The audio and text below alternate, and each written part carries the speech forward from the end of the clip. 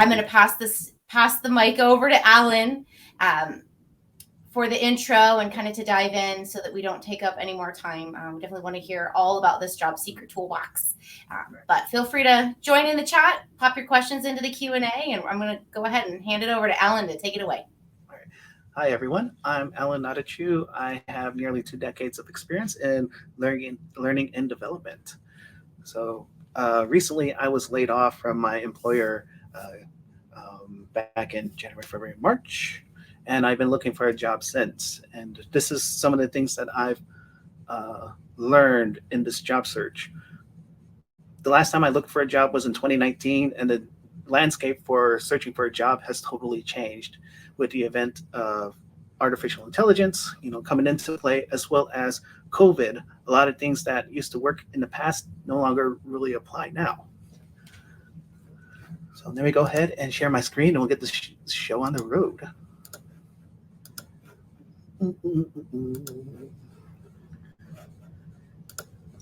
Ta-da! All right.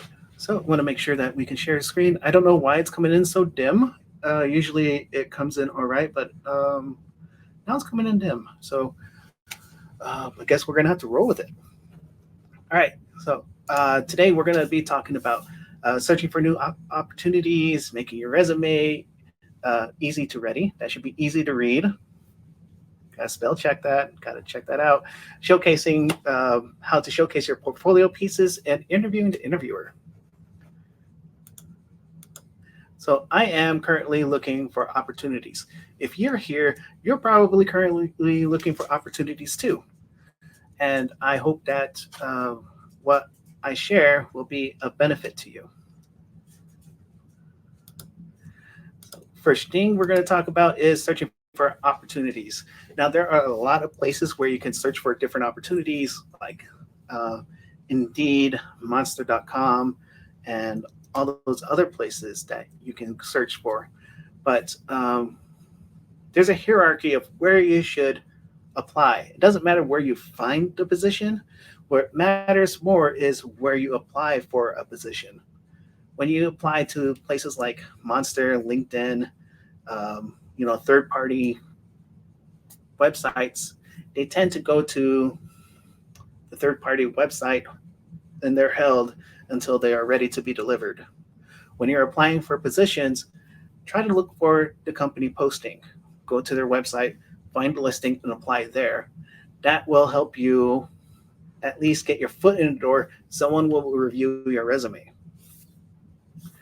Now, with LinkedIn, it's a great place to look for work. It's a great place to make connections. And but when you apply via LinkedIn, try applying through the company website, not necessarily through LinkedIn, because LinkedIn's not run by a hiring manager. It's usually run by marketing, social media team. It's run by other people who are not part of the hiring process. Now, if you feel like you're not qualified for a position, you read through the stats and maybe you can do 50, 60, 70% of what they're asking, go ahead and apply anyway. The reason why you want to apply anyway is that you could relate some of your experience and say, hey, I've been able to do this in this particular role. I volunteered, therefore I have leadership experience.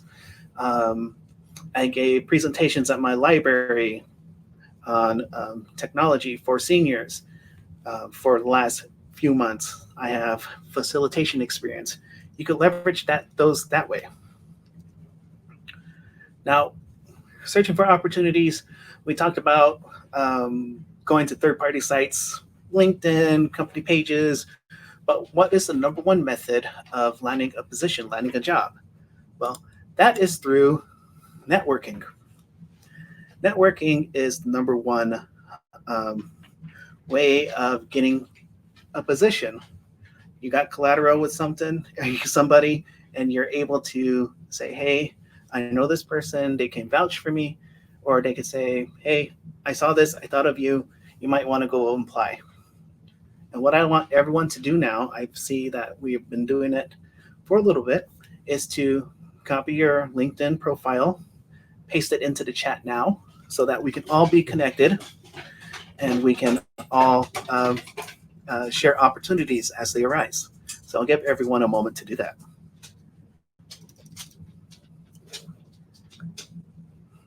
You may hear my dog, you may hear my cat enter the scene. That's one thing I love about COVID and post-COVID is that our animals are still welcome here. Now, if you haven't looked into different opportunities on LinkedIn, or if you're looking for a remote position, I want to give a shout out to Kara North. She runs a daily hot L&D job posting, which lists different jobs for remote workers. It ranged from entry level all the way up to supervisory VP positions.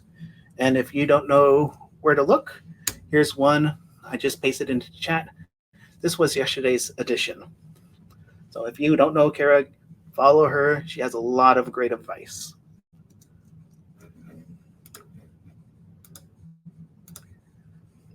Now, you're interested in a company, you're looking at the company, and you're wondering, okay, is this a fit for me? One of the things being Native American, neurodivergent, is that I want to make sure that if I go into a company, I can feel safe, either by being able to express myself or being able to work on my spicy brain inside the office. So if you are looking into a company, haven't quite heard of it before, or you kind of wondering, oh, I don't know, I heard some bad stuff about this company, you might want to look into several different resources, such as Glassdoor. Glassdoor.com is a good source for looking at reviews. However, you might want to take it with a grain of salt because those reviews may come from people who had a negative experience. More often than not, if you have a negative experience with a product or a company, you're going to talk about it to your friends, to your family, online, such as the case with Glassdoor. You might want to look at LinkedIn reviews, search for, look at the different company profiles and see, what's the review? How are people posting about this? How are people talking about it? And you might even do an old-fashioned Google search and see the review of the company and see how they rank. For me, definitely being BIPOC friendly, Black, Indigenous, and people of color friendly, and being neurodivergent friendly is very, very key to me in being successful in my career. One thing about LinkedIn that I learned is that if you have your profile out there, you're putting yourself out there, recruiters will come knocking on your door. And what's really cool about that is that, hey, they're coming to you, they're talking about you, they want you in a position, they're trying to bring you in. But you want to be careful. One experience I had was I had recently applied to a position, senior learning experience designer position, and I got a LinkedIn email saying, hey, we want to set you up for learning experience designer position at the same company. I'm like, oh, okay, thank you. But I applied for a senior level position and sent them the URL to that. They said, yeah, that's what we're trying to get. This is the position that we're hiring for. Then they gave me the budget, the salary number, and it was half of what was posted on the company website. So I gently said, thank you, but this is the position that I'm applying for. These are the qualifications for the position. Then copied and pasted the qualifications into the LinkedIn mail and said, this is the salary range that it's posted. Now, if this is the same position that you're offering, let's talk. Haven't heard any response back yet. It's been a week. So with recruiters, you want to be careful. They're there to get people in seats, but do your research. And if a recruiter says, hey, we want you for this company, go to the company website and see if that position is listed and learn more about it.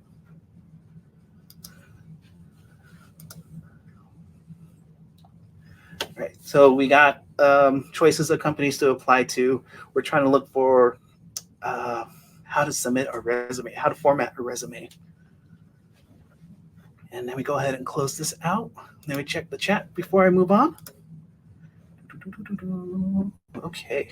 Yes, we got Fanta Kara here inside this chat room. Yeah, Kara's great. I love her advice. All right. So we're going to go through a live editing of a resume. Things have changed since the last time I applied for a job in 2019.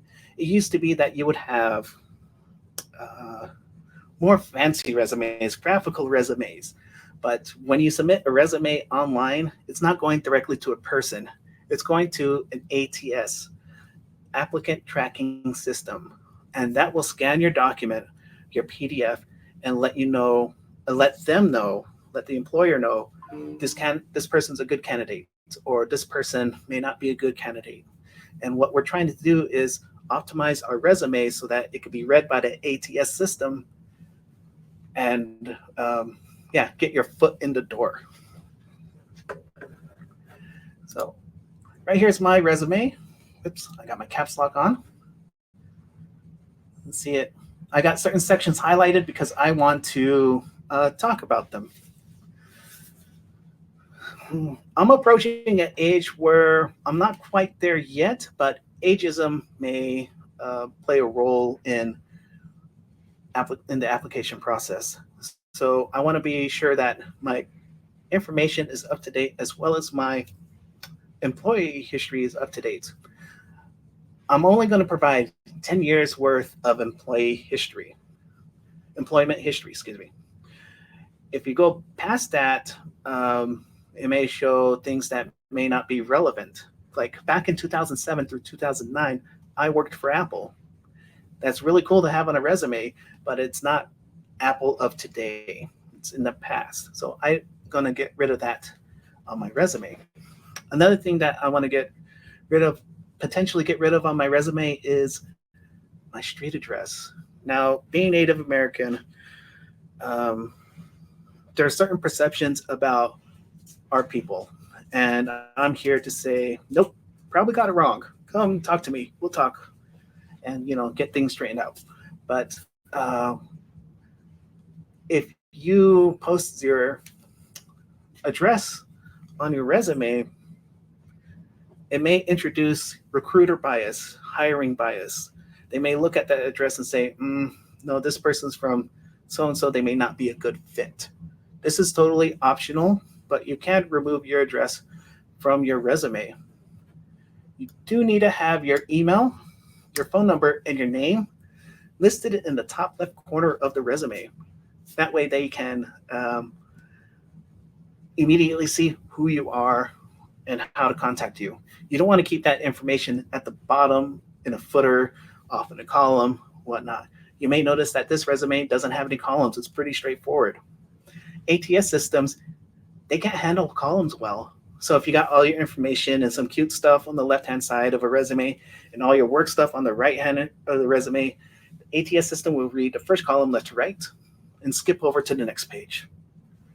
So you want to keep everything single page, easy peasy, easy to read. Another thing you want to check out in your resume are the dates, formatting dates. Oh, see, Anna asked, not even the city?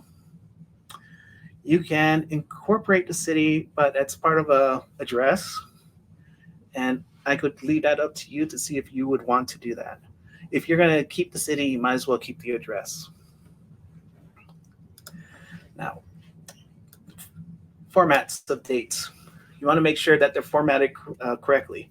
This is one way of formatting a date. June 2021 to March 2024. Reason why I say it's correctly formatted is because the ATS system will be able to pick that up and be able to pop in the information into their database or whatever happens in the background. I'm not an HR professional. I'm an L&D professional. What happens behind the scenes, I still don't know. If you don't like that setup, you can use numerals. It's usually the month and the year.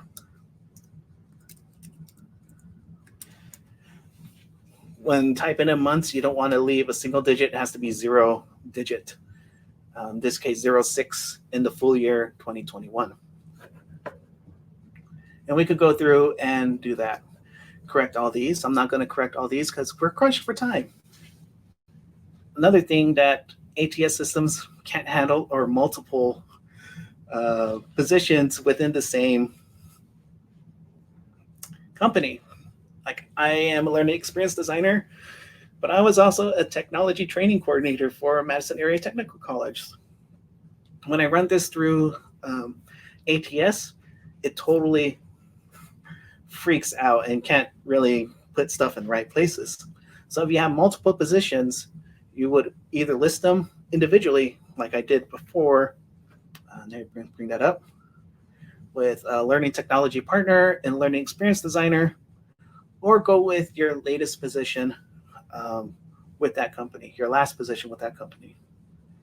So I'm going to go ahead and get rid of that. Scroll down. Any more yellow? Nope. Okay. Sorry if I'm moving too fast. Let me know. If I'm scrolling too much, please let me know. Part of the formatting of a resume, you want to make sure that it's easy to read. I like to have my heading ones as all caps, and you'll see why in a moment. This professional experience, that's all caps, or it should be all caps. So I'm going to modify this. Font, all caps. If you're not using styles, learn how to use styles. It'll make life so much easier, because with that one click, I was able to take everything that's marked as heading 1 and have it capitalize. Let's see. Okay. Now, into the green. This is a block of text. What if the position was a hybrid, ID and project manager? Brenda asked, I would probably go with the latest one and stay in the description, your bullet points, evolved from ID or transferred from an ID position to project manager. Or said you took on 2 different roles at the same time. Put that into your resume bullet list. And speaking about resume bullet list, I have large stacks of text. It is not easy to read. A computer could read it, but a recruiter will go through and say nope, because they can't easily parse out the information that they're looking for. Right now, we're trying to bypass the computer, for lack of a better word, to get into the hiring manager's hands, our resume into the hiring manager's hands. So if you got large blocks of text, I would actually do bullet points. And go ahead and cut that out and paste that back in. If you are going to use a paragraph, I would keep it small and maybe have it be an introduction to some bullet points. If you still want to keep the paragraph format, keep it short and concise. So I'm going to paste that there. Now it's starting to look more like a traditional resume. How many bullet points is appropriate per position? There's no real answer to that. Unfortunately, it's as many as you need to convey the information.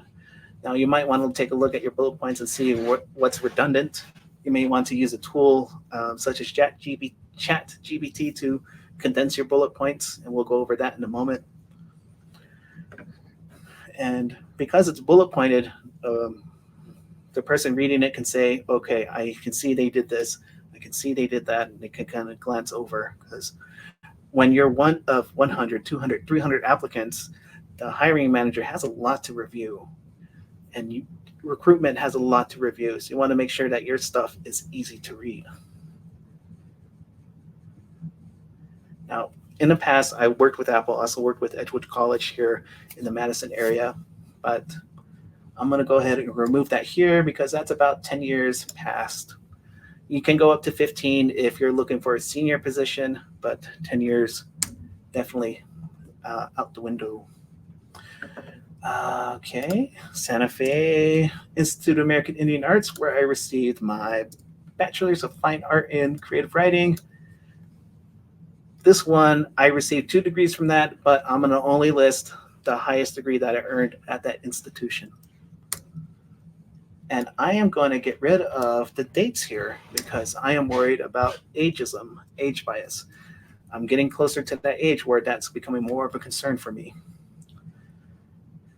And recent professional development and continuing education. This is a great section to have. I'm not too thrilled about this format, so we'll change it up in a little bit.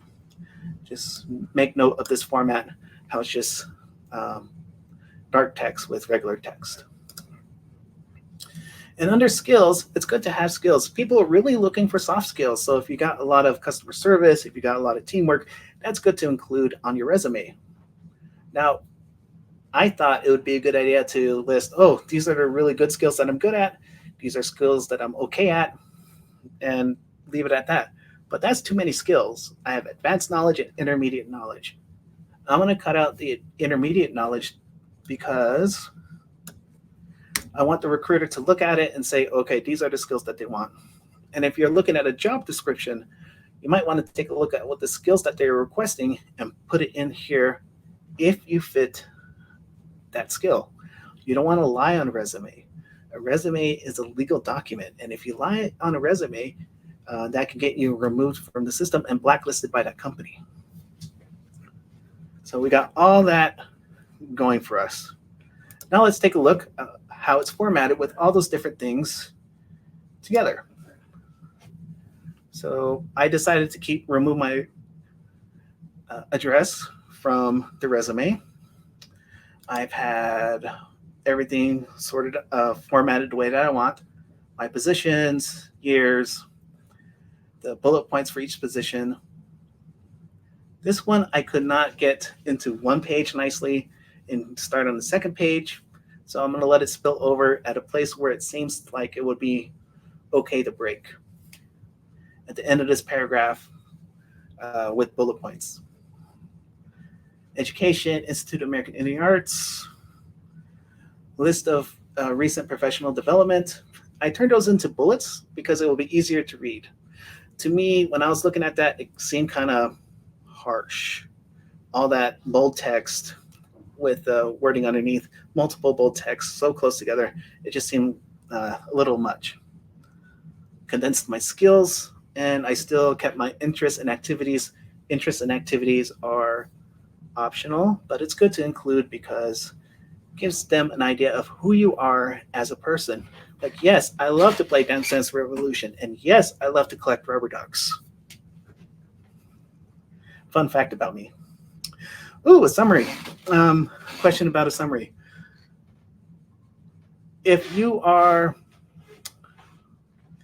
transitioning, like from going from teaching to L&D, like classroom teaching to L&D, or going from IT to L&D, that's where I would put a summary, and I would put that at the very top of your resume, followed by your skills. This is a very classic resume.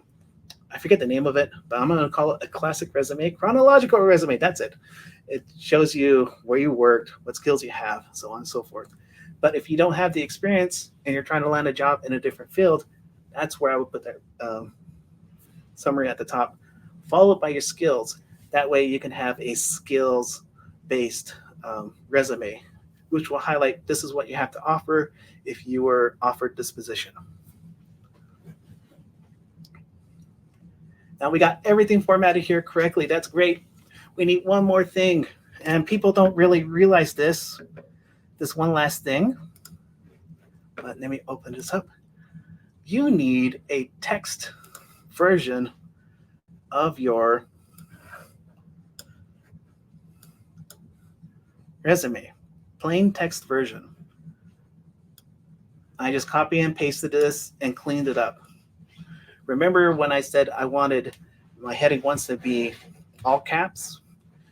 When I convert it into a text-based plain text document, all text signifies that is a section. With text only, with plain text files, there's no formatting, so you have to figure out how you can showcase what you have, what you learn, what you have to offer in a way that's easy to read. Why would you want to do this? You don't want to copy and paste from a PDF or Word document into a web page. It may throw things off. Sometimes when you submit your resume to a company and they say, hey, we'll autofill your stuff for you, no problem. It may hit an issue like I was experiencing with the two positions from Madison College. It just kind of threw off everything from that point on. So having the plain text, no formatting, if you need to correct things, you can easily copy and paste it into the form and not have to worry about formatting issues. Because sometimes ATS systems, they work, sometimes they don't. And you want to have a backup. All right, what about quantitative data information? Good point. So the question is, what about quantitative information? If you have numbers to back up what you say in your resume, go ahead and include them. Like MATC, I oversaw the development of Tech Academy, which is the yearly professional development conference at the school. Every year we increased our participation by 10% because of the different topics and variety of topics that we offered. So if you got the numbers, use them. That's one thing that I'm missing from my thing. Another thing that you want to be on the lookout for are words. What kind of words? Poor verbs. You want things that are going to be strong. You want things that are going to be say, hey, I did this versus I helped a little bit. This is how I helped. You want to come in big. You want to come in that first word. Yeah, I did this. So we want to take a look at different action words of what you're, excuse me, you want to think about the verbs that you're using because some of them are weak. You want to make them stronger, such as designed remote lab safety training that really reduced redundancy by 15%. What else could you use for the word design? Write it in the chat, please. Or if you want, just rewrite this entire sentence. You got a couple moments for that.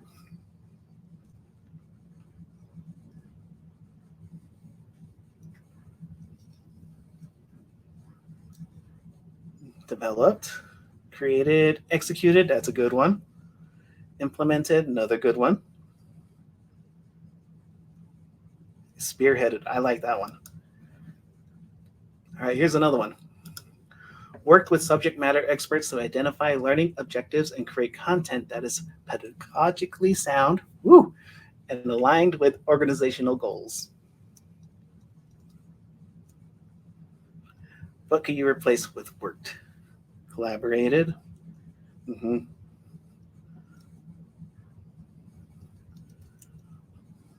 lot of collaboration, co-design, that's strong. All right, I'm going to throw one more at you. Helped develop interactive simulations and scenario-based learning experiences to enhance practical application of skills in a safe, controlled environment. How would you say that? How would you change out the first couple of words? You get this out of the way, prepare for the next one. Facilitated. Constructed. Ooh, I love that one. Created. You know, it's weird that that first verb, what you did, can impact your resume.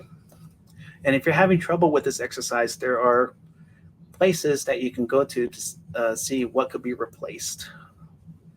And first up is this Grammarly website. I'm pasting into the chat about words you should avoid. and a huge list of words from the Muse about what words you can use instead,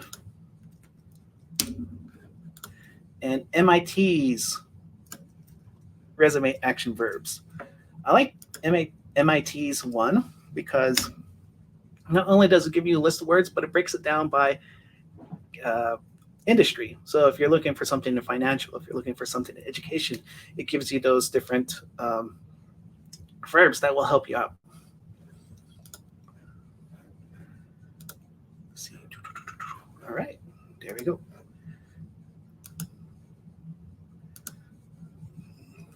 Next, we're going to talk a little bit about AI tools.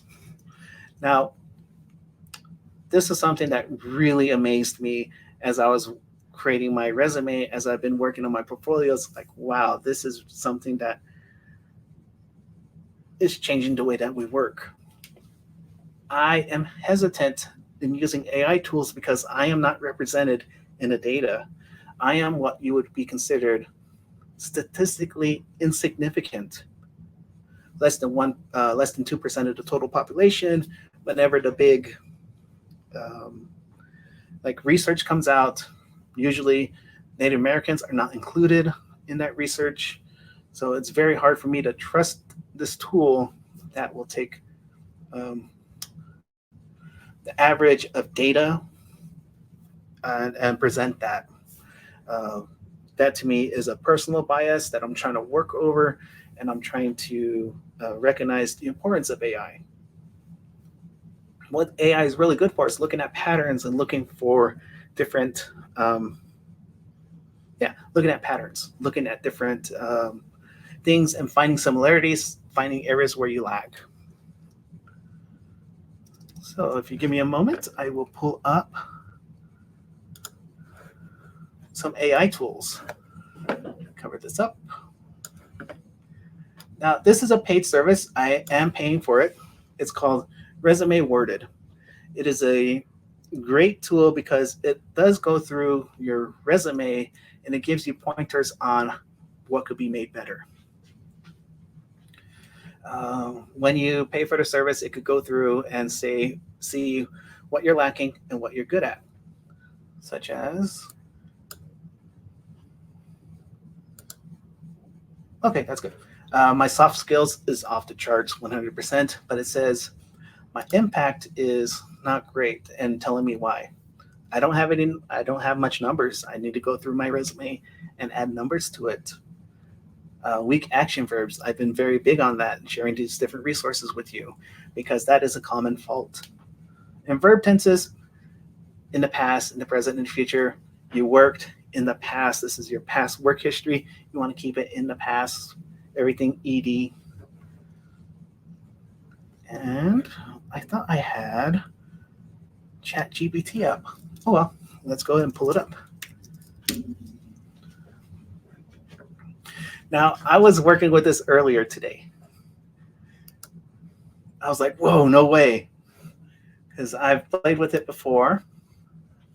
And I was very, I played with it before. And I was like, okay, whatever. Here's the prompt that you want to use with ChatGPT. You would need the job description of the job that you want to apply for. You would tell ChatGPT, this is my resume, and paste it in. Notice that this resume is nice and clean. This is the text-only version of my resume. It automatically spit out something saying, okay, this is something that we can make it work, make it look good. Sorted it out for me.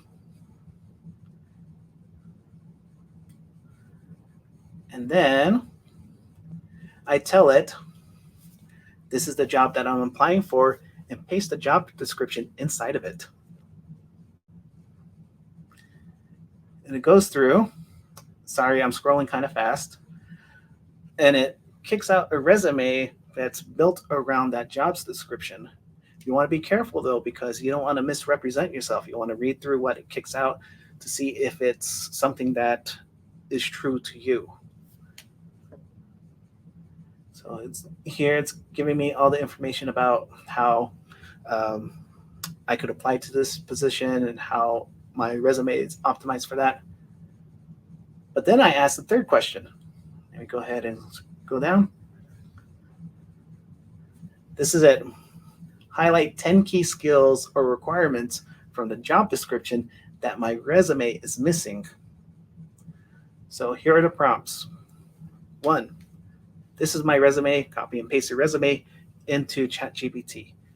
2, the prompt is, this is the job that I'm looking for, and paste the job description into ChatGPT.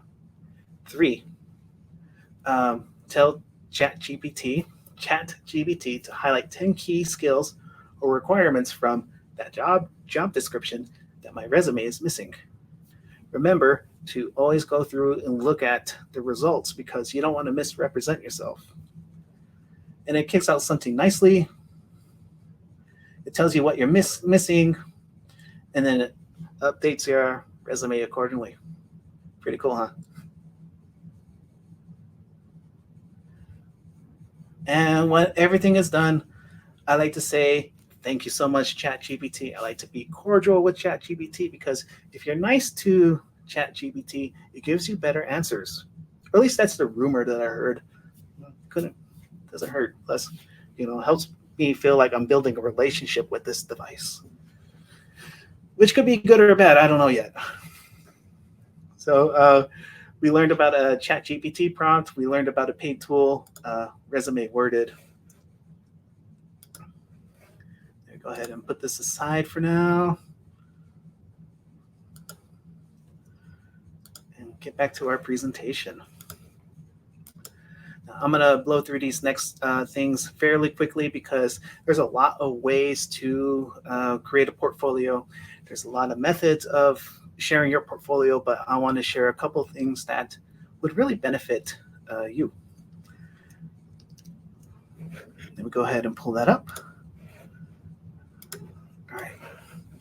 Now I'm a Mac, I'm an Apple, but I am really loving Microsoft's services and offerings because it makes it easy, it makes it accessible, and allows you to deliver in different formats. Sway is a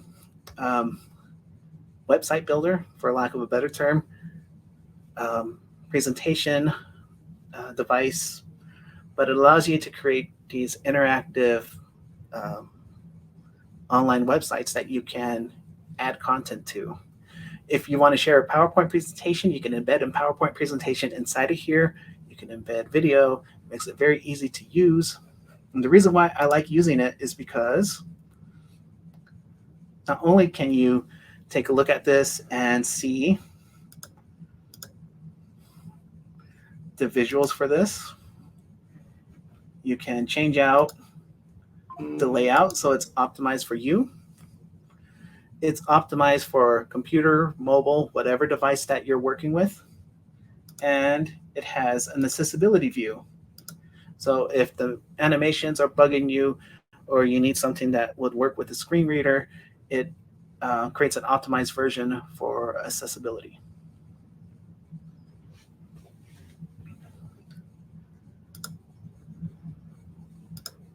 And that's why I like using Sway. I received an interview from a company that I applied with, and I used Sway as my portfolio tool. I was able to talk about projects, able to embed presentations and videos, and I got a call back. And I'm going to round 2 for that, so wish me luck. I'm still looking, but wish me luck. Another thing that you want to take a look at, if you subscribe to Adobe, or if you're very familiar with the Adobe products, is Adobe Express. They have something which allows you to build a web page. I don't have an example of this right now, but it allows you to add a title and add content, much like Sway. If you have more things that are graphical, this might be a good option for you. And I know that some of us have pre-built stuff in Adobe Captivate, Articulate Storyline, stuff that spits out HTML code. How can we host that on the cheap? Well, there's this tool called Drive to Web. The website is, let me go ahead and put it in the chat. Yes, I know my passwords are compromised. I will take a look at that tomorrow. So what this does is that it can take items inside of Google Drive or in OneDrive and turn it into a website. Now, it won't go out into like Google search or everywhere else. This is kind of like a private website.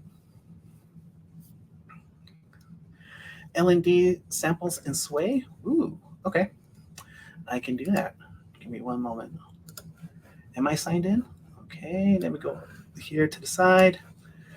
All right, I'm going to sign in. I am signing in off screen so that I can show you what I submitted.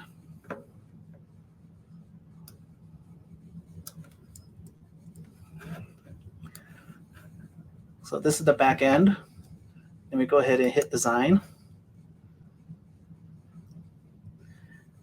A little introduction about me, why I am up for the job, stories about Madison Area Technical College, why I view Tech Academy as one of my crown jewels in my L&D career, embedded media objects, talked about why it was important, play it back, video demo,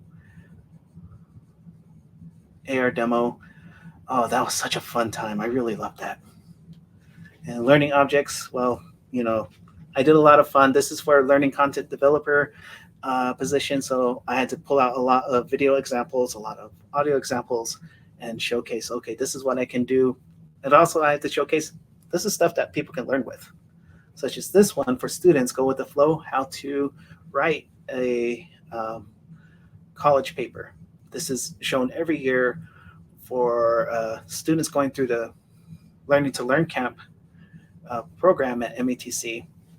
New students, never gone to college, they need to know how to write and how to plan and write at a college level. So this is an introduction to that.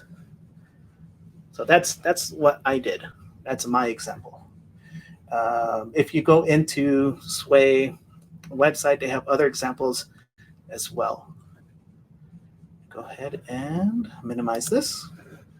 So that's a little bit about portfolios. There's a lot of tools that you can use. I'm just sharing those three because those seem to be the best use.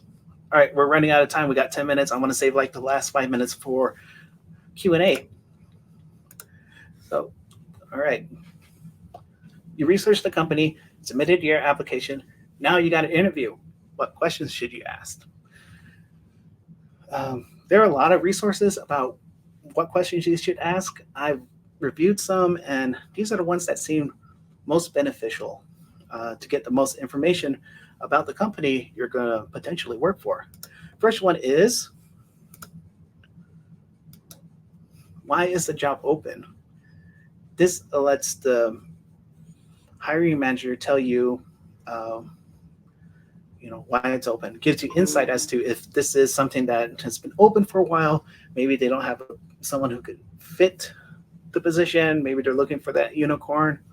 It gives you more insight as to why it's there. Another question you might want to ask is, what's a thing your department does well? If they struggle at this, you might want to double think your future with this particular organization, because if they can't say something well about their department, might want to back away, withdraw your application. But it also gives them a chance to talk about their employees and how they shine. So if they really talk a lot about the good stuff about their people, hey, green flag. And this one may throw people off, because tell me about the last person you're promoted. Why is this important? Well, if you're in a position, you may want to grow. You want to see if there's internal promotions within the company. This will allow you to hear about those stories. And if the person says, I don't know. I haven't promoted anyone. That is like another red flag where you might want to step away because either the hiring manager is not um, um, doing a well job at promoting internally, or there's something else behind the scenes that you're not aware of, but could potentially affect your L&D career. Now, a list of resources. I was doing a lot of research for this, and these are the things that I've found that I want to share with you. I created a YouTube playlist, and I'll put that in the chat in a moment. But I'm not an HR person. I'm a learning and development person, and I needed to see what would fit with my search. And these are the things that I found worked. Inside this YouTube playlist that I'm going to post in the chat is a message by Sandy Boucher. It's a nice message of, have you been knocked down? How many times have you got up? And I think it's a good way to start this playlist. She is Canadian First Nation, and she works on reconciliation in Canada. Whew, I should have brought water. All right, next is, where are my notes on this one? All right, give me one moment. I want to make sure everyone is represented. A life after layoff. This person has some very great tips on how to not only resume, but interview, and how to present yourself well. Even has stories about what not to do or what not to, bad stories about what has happened. He's HR centric, like talks in HR. Make sure that his words and his vocabulary and his tone is very HR. So it's a good insight into that world.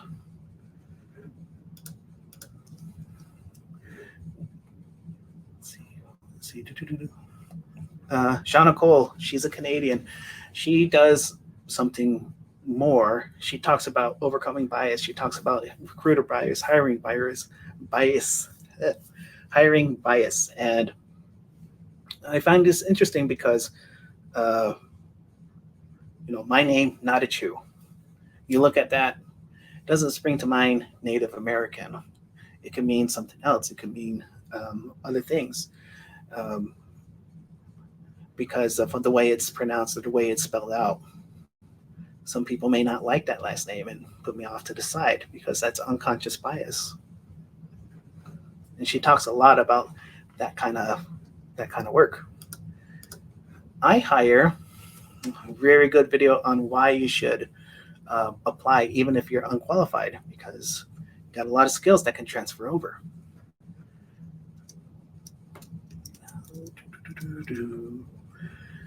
Give me one moment, folks. Let me go back here. Okay. I will paste that in a moment because I need to look at my YouTube channel. Also looked into things on Instagram. Bandy Abroad. She's the one that gave me that chat GPT prompt. That is really cool. I'm like, this is amazing. I'm going to use it and have used it. Realistic recruiting talks a lot about interviews and the recruiting process, and good to know what happens behind the scenes. Career Diva Coaching. I love her because she talks about how to apply and where to apply. And she's a big fan of LinkedIn and why you should keep LinkedIn up to date. Like, even if you like something, even if you share something, she tells why LinkedIn is important in your job search. And this one I found very cool. I haven't yet to research these 10 AI tools, but she has a lot of these. Nilo Techie. I'll be dropping the things inside the chat, the URLs in the chat. But she has a lot of content like this, and it's very amazing as to what she is presenting. And with that, hopefully I am within time. That is my presentation. I'm going to start dropping in the stuff right now. The stuff that I promised. Wow, Alan, that is a lot. And Portfolio. Next is a portfolio review, resume review. Please take advantage of that. And yeah, Definitely. How long did it take you to put this one together? This is like, I mean, this is one that I can imagine people will want to go back to multiple times because there is just so much information in this, Alan. Like, yeah. Let me pause that for a moment. It's okay. Truth be told, last week you told me I had this time spot. I'm like, okay, I have 2 weeks. And I totally spaced out. Oh, it's next week. So, oops. So it took me about 2 days to kind of piece everything together. Everything that I've been talking about, I've been viewing and working with since March. But to put everything together, it took me a couple days. Yeah, no, I mean, it's absolutely, I mean, you could tell just the way the presentation, it's like, these are things that you totally are using right now. These are things that are helping you find success. And I am so grateful for you for sharing this. I think, who was it? Matthew, I think, asked, how can you access this? So this is how the recordings are going to work is after this session wraps up, it takes a couple minutes for everything to format. And then you could immediately just go back and go into the schedule and you could watch the recording. And then, but then after the event is over, I'm going to take all of these sessions and I'm going to format them and I'm going to post them on YouTube. So, and you'll be able to access them on the tldc.com website and watch them there, or, you know, subscribe to our YouTube channel and you'll be able to check them out there. Alan, you probably, I mean, you really hit it out of the park with this one. There's so much useful and current information in this one that, you know, that's so practical and people can just go through step by step, you know, and just follow basically how you've constructed this toolbox of you know, of utilities that, you know, to be able to give them the best chance at finding the next leg of their journey. So how much time do you spend on LinkedIn? Just curious, like. Not much lately, but I do try to make a daily occurrence for 5 minutes. Yeah. Like stuff, share stuff. I need to do more posting because another thing that could really help you in your job journey is if you post original content and start building yourself out as a, what's that word? Boss, big expert. An expert. Oh, one of those. Yeah. Okay. Nice. A little brain moment. Yeah. All right. Let's see here. And like you're posting more resources. Just yep. Absolutely. Sorry, I am trying to share that, and YouTube is being loud on me. Yeah. Now Matthew's asking if your presentation is going to be available. I can make it available. It's in slides. PowerPoint. Yeah. Okay. Where do I send it to? You can send it to me, and I could post it. Okay. Post it on the resource page after this is all wrapped up. Ooh, I'll tell you what, I will send you the link right now. Cool. I have it shared to OneDrive. Excellent. There you go. Yeah. I'm like, how have I hadn't heard of Sway yet from Microsoft? Like that is that looks like a really, really good tool. And just so that everybody knows, Alan has been on multiple times and usually does like tool focused stuff, like e-learning tools, just development that way. PowerPoint, PowerPoint user stuff. And so it's great that you're here just doing this because it's it's just very, very practical and just lots of resources.